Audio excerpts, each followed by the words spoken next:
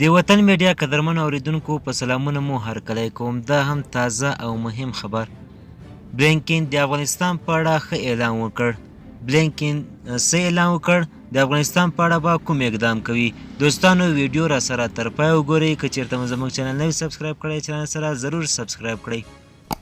د امریکا د بهرنیو چارو وزیر انتونیو بلینکن د افغانستان په هکله تازه څرګندونې کړي او زیاته کړې ده چې دوی د افغانستان وضعیت له نږدې څاري.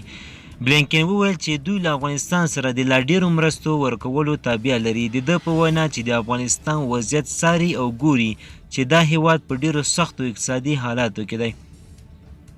بلینکن وویل چې د افغانستان په اړه د خپلې پالیسۍ د بدلولو په لټه کې دي او غواړي چې لا زیاتې مرستې له افغانستان سره وکړي. د امریکا د بهرنیو چارو وزیر وویل چې د افغانستان د کنګل پیسو په هکله به هم دوی چارې سرته ورسوي او له دې پیسو به نړیوال مرستندویانو ته پیسې ورکړي. ملګري ملتونو په خپل نوي دریځ کې روښانه کړه چې د راتلونکي کال لپاره اړتیا ده چې له افغانستان سره 4.5 میلیارده ډالرو په ارزښت مرسته وشي. هغوی وویل چې د افغانستان لپاره باید ټول نړیوال لاس په کار شي او په دې سختو شرایطو کې له افغانستان سره مرستې وکړي.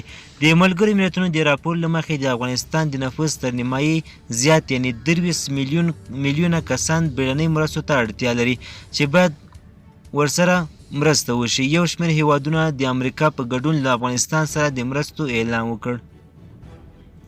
د اسلامي همکاریو سازمان ته د طالبان د بهرنیو چارو وزیر امیر خان متکي په خبرو کې وویل چې د مرستو سره سره له افغانستان سره باید نړۍ د نغدو پیسو ورکړې په برخه کې هم مرسته وکړي ځکه دا مهال افغان اړتیا لري. طالبان څه غواړي؟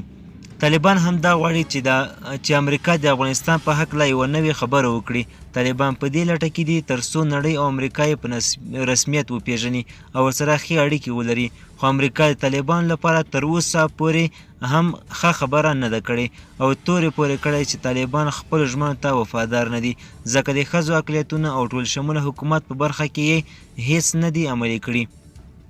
قدرمن اوریدونکو زموږ خبر تر همدې ځای و. د لا زیات معلومات لپاره زموږ چینل سره سبسکرایب کړئ. مننه.